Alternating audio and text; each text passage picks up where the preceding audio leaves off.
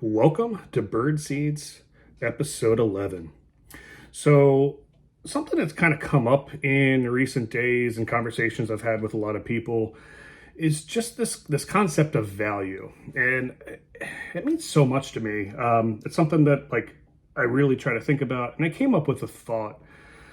I don't know, probably a couple years ago that and it's just how you perceive value and how everything in sales is directly correlated to the value. And I think it's super important and worthwhile. And it's just a different frame of reference to kind of do. So the saying, I'll just jump right into it. The saying is when one lacks actual value, they'll use gimmicks and discounts to create the perception of value. And when I thought that, when I had that thought, it meant so, it hit so hard to me. It's like, yeah, that makes perfect sense. Because you think about gimmicks and discounts and anybody in any industry that's just doing it cheaper or not doing it as well, or whatever it is, disruptors as they're often known. And what they're doing is they're discounting the product and discounting the price, and that's their value proposition. That's simply how they're trying to get business, is by being the cheapest. That's it. It's price or gimmicks. I mean, in real estate, there's all kinds of gimmicks. Will guarantee the sale of your house. Okay, it's a gimmick. They'll guarantee the sale of your house, but at what price, and so on and so forth. What are those fine details? But when you don't have the actual value, which is, I'm going to do the best job for you in real estate. As a listing agent, I'm going to get you the most amount of money for your house in the quickest amount of time. That's the value proposition and how you do it. If you don't have that, then you have to rely on price and gimmicks in order to get the business. And I don't know, it just framing it that way, it sort of was an eye-opening thing. Anytime I've thought, man, I really want to get this business or whatever it is, and I'll go cheaper to get it. Well, that's because I don't have the confidence in the value that I'm offering. It has nothing to do with it. I mean, if I had the confidence in the value I was offering, I should be the most expensive option, and it's still going to be worthwhile for you to do it. And that sort of shift in framework that I've done in my marketing and just sales and conversations, it's pretty powerful. When you walk into an appointment and you know that you have the best product, that you have the most skills, the best strategies, whatever that goes into that you have that, then my goodness, it's awesome. You walk into that appointment and you are the best option and you get the deal.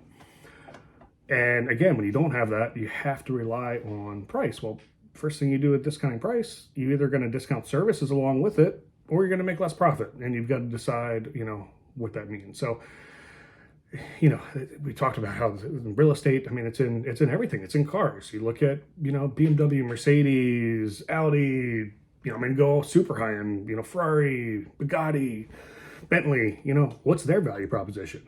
You're going to pay by far the most amount of money for that car, but you're either getting the best performance, the most reliability, but goodness, that thing breaks.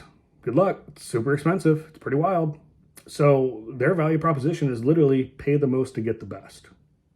Then you can look at some other car brands. Kia, Hyundai's done really well with we're the cheapest option and we're reliable and we're good and we warranty it. And their value proposition is, cost and reliability. And that's awesome. There's nothing wrong with that. There's nothing wrong with any of these different methods.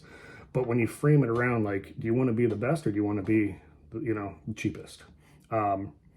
It's just a different framework, and it really kind of changed the way that I think about everything. So I hope that's been helpful, and I hope that it sparks some sort of thoughts in your head. Do you want to be McDonald's or do you want to be Ruth Chris? There's both exist in the world, both have a place. But I know if I'm having my last meal, I'm not going to McDonald's. I probably wouldn't even go to Ruth Chris, although it's darn good. I'd probably find something even better than that. But yeah, I mean, it's just, in business, who do you want to be? How do you want to market? What is your value proposition? Why should people work with you? And in my opinion, cost shouldn't be the reason. That should be the last reason. That should be the last part of the decision that a consumer makes when they decide if they're going to work with you in anything you're doing. You should need to prove your value prior to even getting to the cost conversation.